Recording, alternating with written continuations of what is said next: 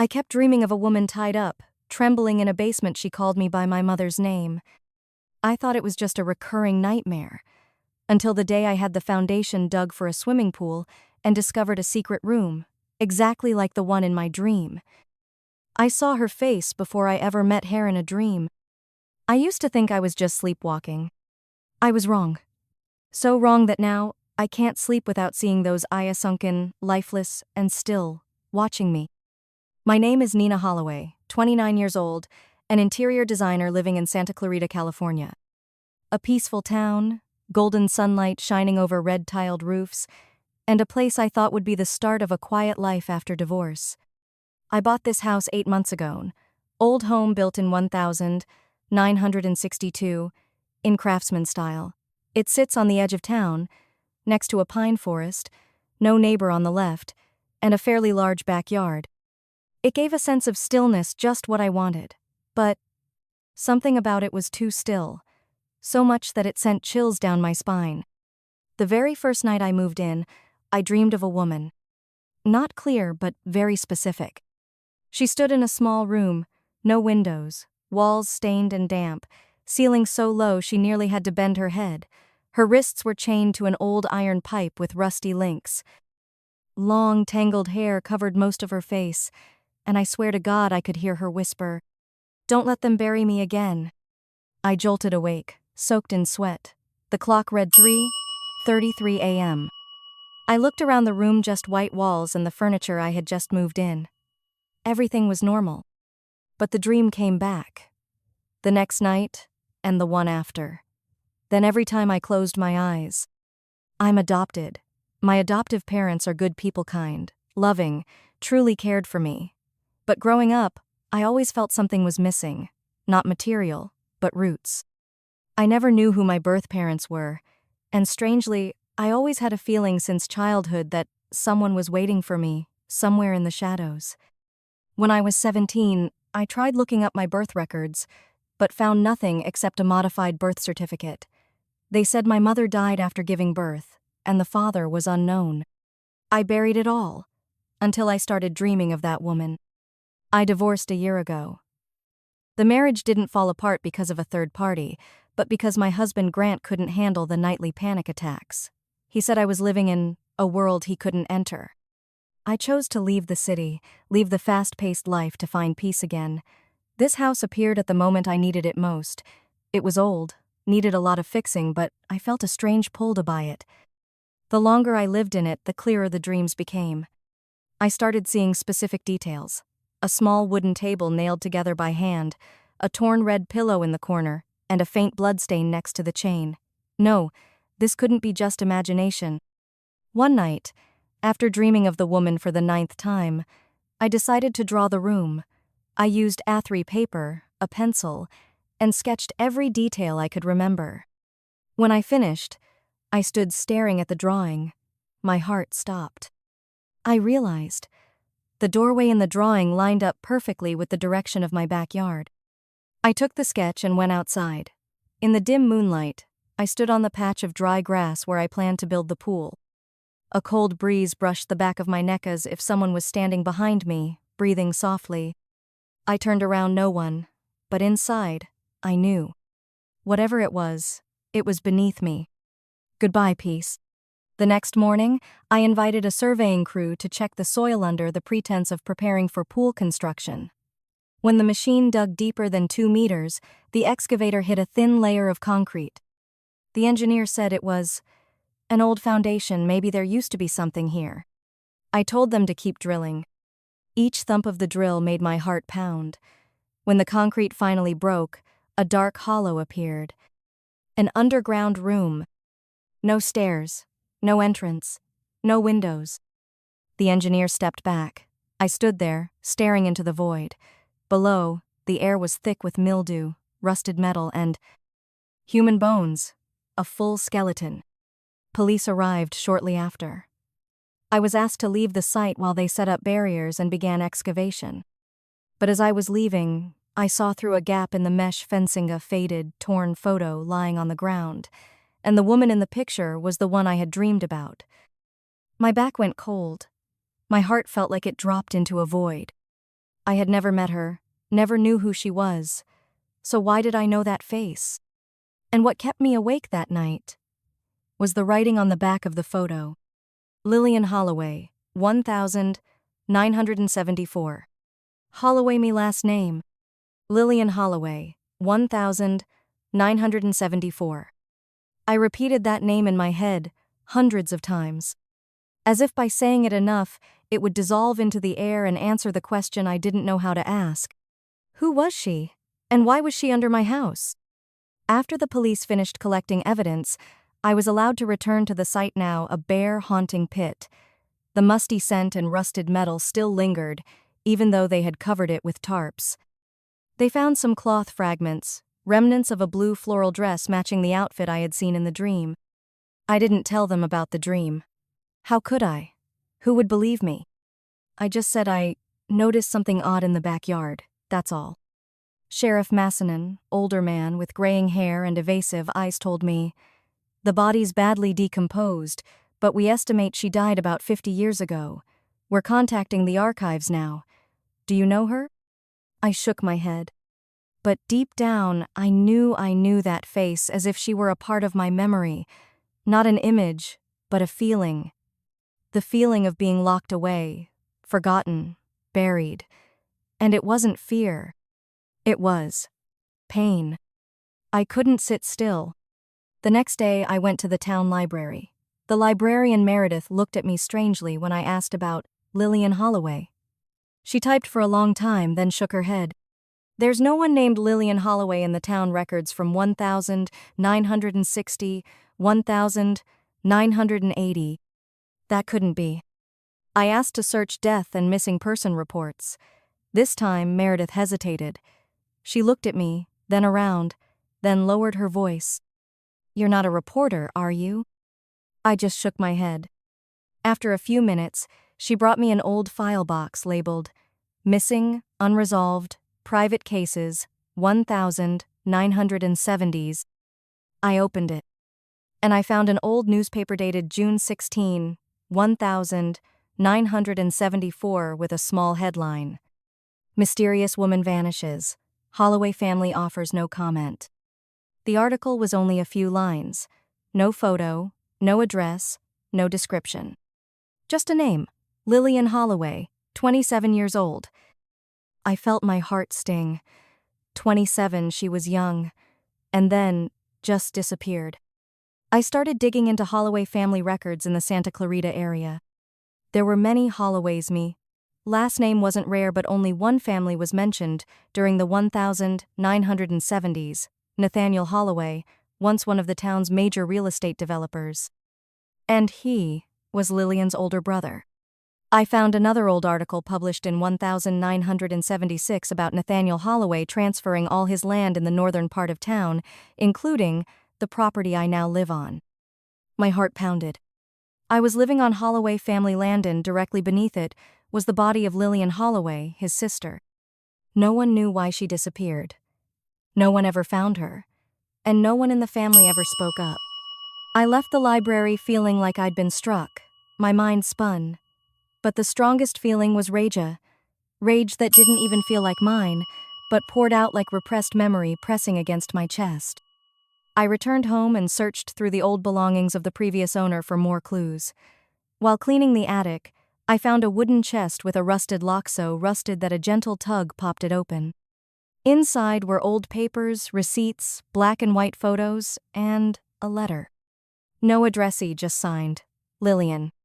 If someone finds this letter, I may no longer be alive. They locked me away because I knew the family's secret, what they did to my mother, to those before her. I said I would go public. I wasn't afraid, but Nathaniel said I was ruining his reputation.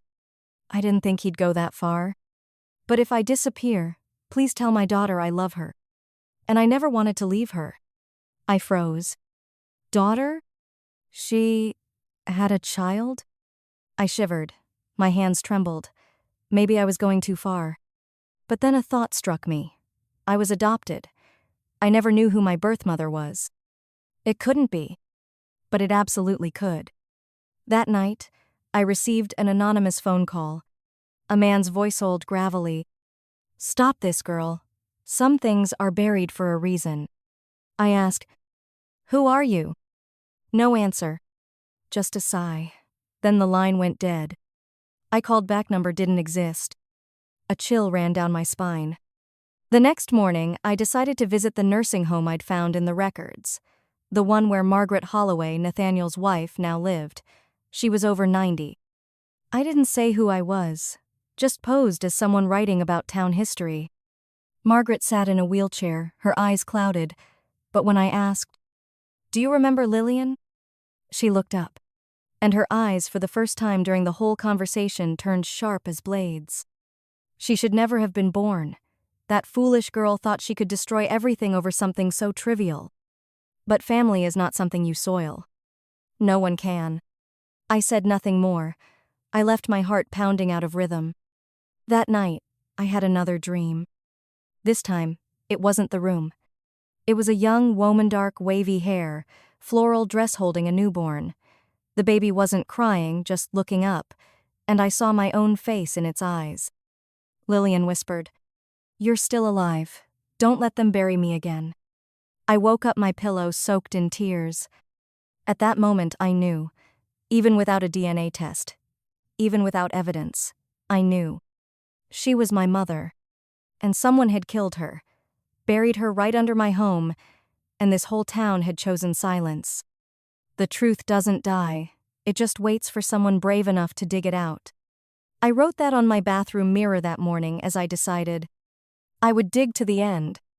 If my mother Lillian had been buried for 50 years without a single voice raised, then I would be the first.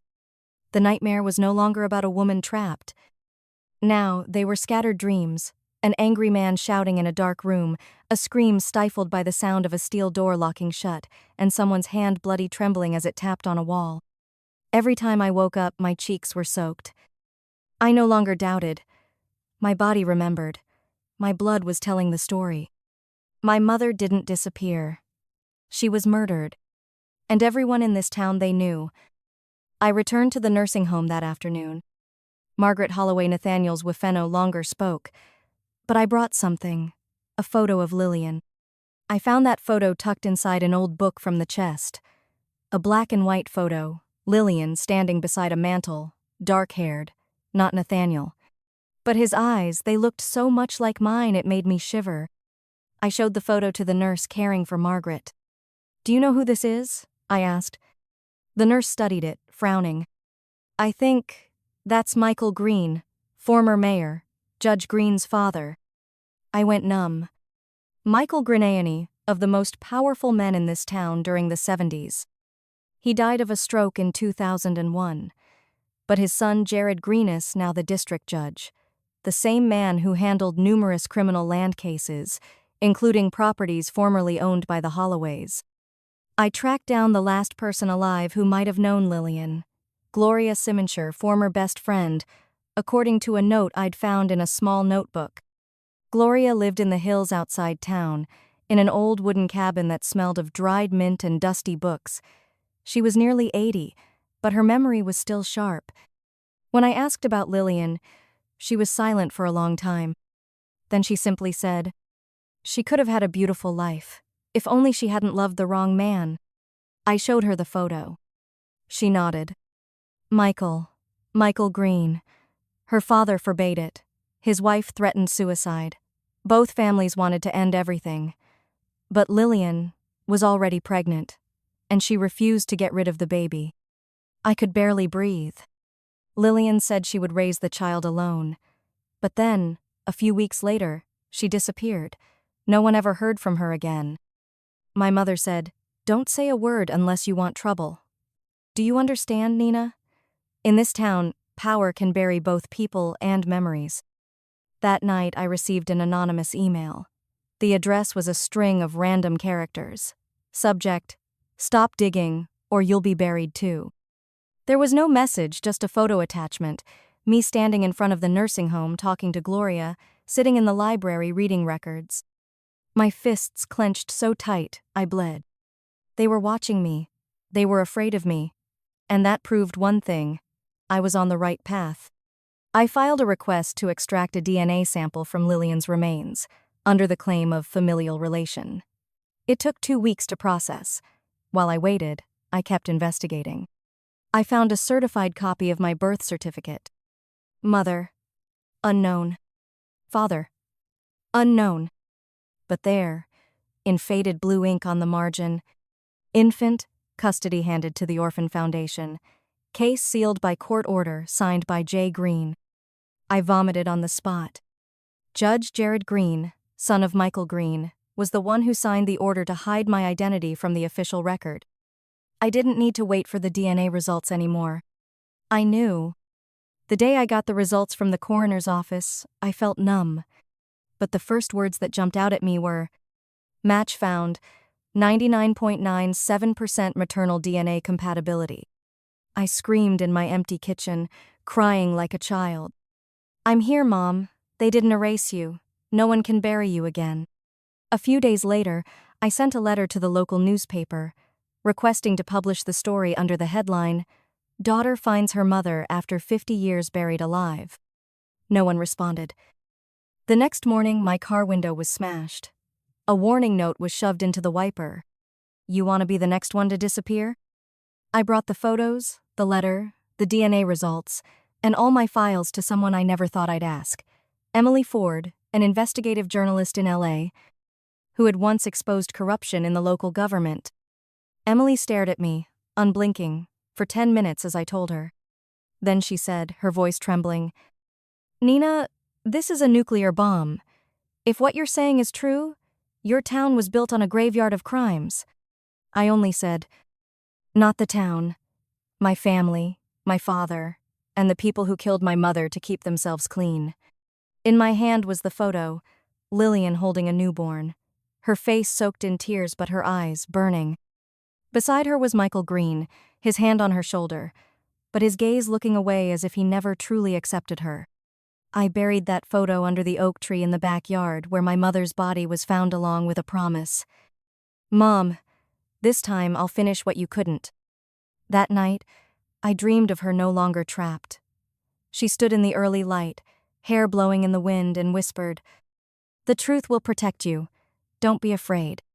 I thought justice would free me. But I realized justice comes with a price, and blood is the final currency. The first article was published in the Anonymous Voices section of the Los Angeles Aurora column that investigated cover-ups by officials. Emily Ford kept her promise. She edited my story and added an opening note. "This story isn't for the faint-hearted. It begins with a dream, and ends with a grave meant for the living." Within 48 hours, the post had over 300 shares. I got emails, texts, calls from journalists, human rights groups, even police, and threats.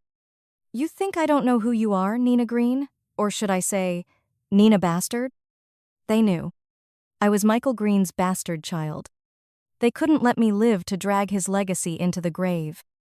A week later, the local police announced they were reopening the Lillian Holloway case after new evidence from the coroner and confirmed familial ties. I was called in to testify. On my way to the station, a black SUV nearly hit me at an intersection. I dodged just in time. There were no security cameras in that area. No arrests were made. In the interrogation room, I saw the look in Lieutenant Harold Brent's eyes, the one assigned to the case laced with unease. "We need more evidence, Ms. Nina. No one alive can confirm Lillian was murdered." I trembled with rage. "Locked in a windowless room, sealed with concrete. No water, no food. That's missing? Or is it torture?" He didn't answer, just shrugged and flipped through the old statements from 1975. "We're doing our best. But your father is dead. Where will this case even go?" I understood. They didn't want the truth. They were stalling. I went to Emily, the only person I thought I still had. But she was different, tense. Her voice dropped. "Nina, there's something you should know." I was called to a media roundtable with someone from the prosecutor's office. They asked me to pull the article. They said they'd help you if I cooperate. I froze. "You're giving up?" Emily avoided my eyes. She sighed. "I once exposed something bigger than this. 2 weeks later, my brother had a strange car accident. They know how to silence people. You understand? Silence. The air was thick. Part of me wanted to understand. The other part just felt cold. So you choose silence too, I whispered. Emily didn't reply. I stood up and walked straight out. The last person I trusted turned her back. 2 days later, at 2 a.m., I heard glass shatter. Rushing to the living room, I saw the window smashed, the wind carrying in a blood-stained paper. Scrawled handwriting, "Stop or burn." I called the police. They came and left after 10 minutes, with no report filed.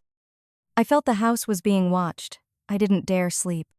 Every creak in the night sounded like a lock being picked. I started recording every phone call. Hid cameras in the house.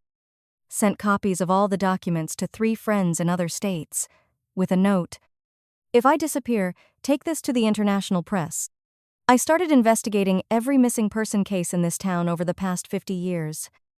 The results shocked me. 4 other women, all former maids or secretaries who once worked at the Holloway House or the town hall, disappeared without reason, without a trace, without investigation. I found one chilling link. All of them had connections to Michael Greene or his relatives. I printed every photo, pinned them to a wooden board, connected by red strings like in a crime movie. At the center, I placed a photo of my mother, Lillian, and the caption, "5 women, 1 family, 50 years of silence." I recorded a video telling everything. I didn't use my real name. I used a distorted voice.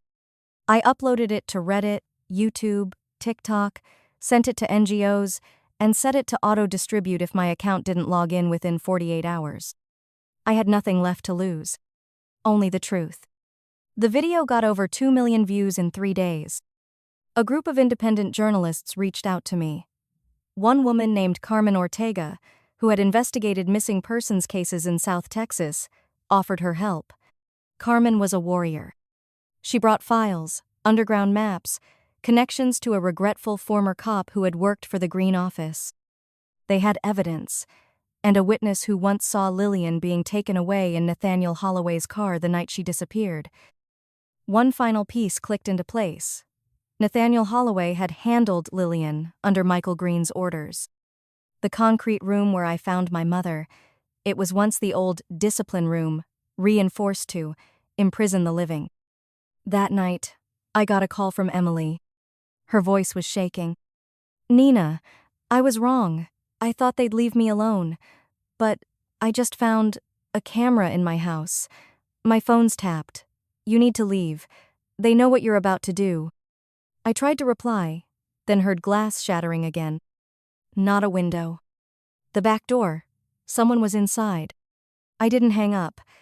I just whispered into the phone, "Emily, if I don't survive, do the right thing."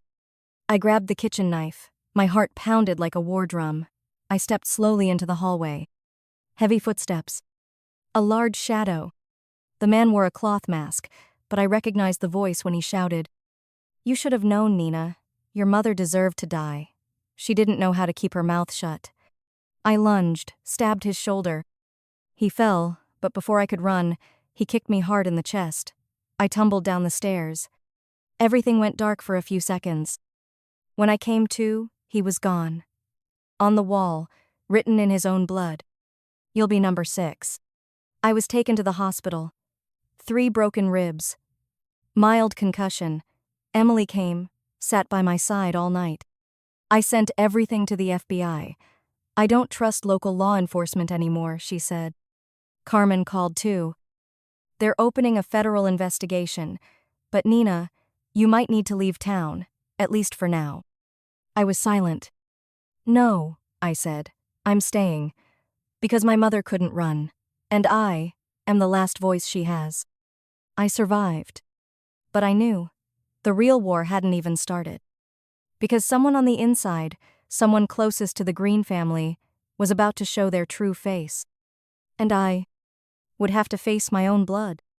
The one who betrayed me wasn't a stranger. It was the only person who ever looked at me with genuine eyes. But those same eyes once watched my mother die in silence. A week after the attack, I left the hospital. Still had bandages around my ribs, stitches on the back of my head, but I didn't have time to heal. The federal investigation was closing in, and I knew the puppet master wouldn't let me live much longer. I returned to the old house, the one with the basement that buried my mother. I wanted to look it in the face again. When I reached the basement, I saw someone had been there. An envelope lay on the floor, no dust, not old, just recently placed. I opened it. An old photo, my mother, Lillian, around 17, standing next to a boy about 8, with hazel eyes so much like mine it gave me chills. On the back of the photo, handwritten, "He knows, he saw." I recognized the handwriting. It was my aunt's, Martha Greene. Aunt Martha was Michael Greene's younger sister, and the only living relative he had left. I went to her at a farm nearly an hour's drive outside town. Before, I'd only known of her through a few blurry photos and brief mentions in records. She was older than I expected, but her eyes were still sharp. When I walked in, she looked at me like she had been waiting a very long time. "Nina, you look like her. It's terrifying." "Like my mother?" I asked.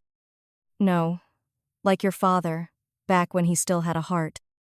Aunt Martha told me the whole truth, like pulling the pin from a bomb that had been ticking for half a century. "Michael, your father was never a kind man. He was smart, charming, but cruel. Lillian was just a clerk, smart and naive. When she found out she was pregnant, she went to beg him. And do you know what he did? He gave the order to take care of it. Not an abortion, not sending her away, but imprisoning her until she agreed to stay silent." I clenched my fists, held my breath. "You knew about this?" I asked. She didn't answer right away. "Not from the beginning, but one night, I saw Lillian being led down to the old basement. She was crying. She called Michael's name. And I stood on the staircase and saw everything. You could have stopped it. And then what? Disappear like all the others?" Her voice trembled. "I didn't have the courage. That's the guilt I've carried to this day." "Do you know?" Aunt Martha whispered. "That night, I heard knocking from the basement for days, but I didn't dare open it, didn't dare ask. I locked my ears with scripture and hard liquor. I stood up and stepped back. Then you're just as much a murderer as he was." Tears clouded her eyes. "Maybe you're right, but if you want, you can tell the FBI. You can end the Greene family once and for all. But before you do, know this." She opened a drawer and pulled out an old leather notebook. Lillian kept a diary during her final days. When the pages ran out, she wrote on the wall edges. And I preserved every word. I held the notebook with trembling hands. I read each line, shaky handwriting, broken sentences, interrupted by hunger, fear, and despair. Day 3, no one has come. Day 5. My child, if you live, don't forgive the name Greene. Day 9. I heard footsteps. But they didn't open the door. Day 12. I dreamed of the sea. I'm not afraid to die. I only regret never holding my child. I collapsed to the floor. "Mom," I whispered. "I'm here now. I choose to fight, and I won't forgive." I left the farm, but I carried no forgiveness with me. I sent the entire notebook, photos, Martha's confession, and files of other victims to the FBI and a journalist who specialized in war crimes. I didn't want an apology. I wanted justice. Weeks later, the investigation formally charged Michael Greene, posthumously. Though he was dead, the Greene family's assets were frozen. Aunt Martha testified, as a witness. She told everything. The town had never held a memorial for my mother. So I did. I held a small ceremony by the lake, the place she once wrote about dreaming of. I scattered her ashes, returned to me by forensics, into the still waters. "You're not imprisoned anymore, Mom. You're free. And I am the voice you never had the chance to raise." I went back home. Stood before the basement that once buried my mother. I didn't destroy it. I placed a small brass plaque in front of the door. Here, a woman was buried in silence. But her spirit carved the story in blood and her daughter finished it with life. Not every wound can be healed, but I have learned to live without letting the pain bleed forever. I've also learned to forgive not because they deserve it, but because I deserve peace. I don't remember how long I slept after my mother's memorial. When I woke, the first morning light through the window made me cry. I realized it was the first time in months I saw light without it dragging nightmares behind it. No more muffled cries from the basement in my dreams. No more calling from behind a door that would never open. Just light. And silence. A silence that healed. After the final hearing, the town felt like its outer skin had been peeled back to reveal all its rot. The high school was renamed. The town council was restructured. And a women's support center was founded, named Lillian's Voice. I didn't cut the ribbon. I didn't need the spotlight. But I stood far away, watching the sign engraved with my mother's name. She was no longer forgotten. A week later, I received a small package from the state archives. Inside was an old letter that had never been sent. It was addressed to my daughter, if you exist. Nina, if you're reading this letter, then I'm probably no longer around to say this to you, but you need to know, you are not a shame. You are the only thing that made me want to live one more day. If anyone ever tells you that you come from darkness, don't believe them. You are the only light I've ever known. Love. Mom. Lillian. I read the letter in the car. It was raining, but this time, my tears didn't fall from pain, but because I was loved. I had always been loved. That night, I dreamed of my mother one last time. It wasn't the basement. No chains. No voices calling out. Just two women standing in a field of white flowers stretching to the horizon. She didn't speak. She just held my hand. Her eyes for the first time were no longer afraid.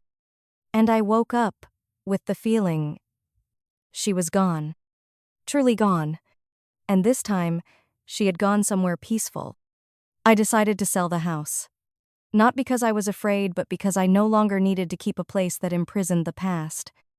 The money from the sale I donated to a scholarship fund named after my mother. For young women who had once been hurt, silenced, and are now finding their voice again. I moved to a new city. No one knew I was Michael Greene's daughter. They only knew me as Nina. No blood legacy, no ghosts. Just me and the life I was rewriting. Aunt Martha passed away a few months later. In her will, she left all her land to a charity, with a note attached. To Nina, I don't deserve forgiveness, but if you choose to forgive, do it to set yourself free. I went to her Graveno flowers, no tears. I stood there and whispered, "You were wrong, but you were also the only one who told me the truth. And for that, I forgive you." I didn't forgive my grandfather. I didn't forgive the system. I didn't forgive cowardice. But I forgave the one who had a chance to do better and did. I started writing not a novel, not a diary, but a memoir called The Second Basement. Because the real basement isn't underground. It lives in the minds of those forced to bury memories forever. That book became a voice for hundreds of women who had been buried by family, by society, by the past. I didn't write to be pitied. I wrote so that someone out there who feels invisible would know they're not alone. I used to think my fate was revenge. But now, I realize, justice isn't the final knife. It's the first light after a long time of only darkness. I placed a small photo of my mother on the bookshelf in my new apartment. Next to it, an empty frame saved for the child I might one day have. I will tell them the story of their grandmother, the woman who never truly left, even when buried. And I will teach them, no one is born to live in silence. Your voice is a weapon sharp and meant to be heard. And truth is the lamp that shines through all darkness, no matter how deep. What if your dreams were the voice of someone once buried in silence? If a family secret hidden for 50 years suddenly came to light, would you stay quiet or face it? I chose justice. But the price is sometimes the people you once trusted most. Tell me, if it were you, could you forgive the one who watched but didn't save? Do you believe in intuition? In memories passed down through blood? I want to hear your story. Leave a comment below because sometimes the truths we fear to speak begin with one person brave enough to tell theirs.